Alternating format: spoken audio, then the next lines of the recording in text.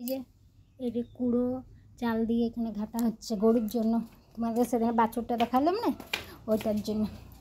আর এখানে রান্না হয়েছে এই যে সিদ্ধ ভাত খাবো তার জন্য ঠান্ডা হতে দিয়েছে।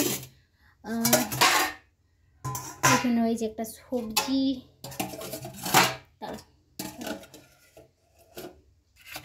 এখানে আলু ভাজা, চিংড়ি ভাজা, এখানে আলু পোস্ত কম কম হয়েছে, আর এখানে ভাত।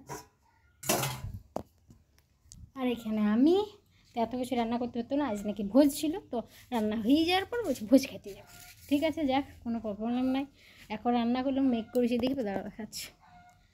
এই যে কত মেঘ করেছে, তো অনেক অসুবিধা হয় রান্না বান্না করতে, তো তার জন্য এই এখন রান্না করে রাত অবধি খাবো।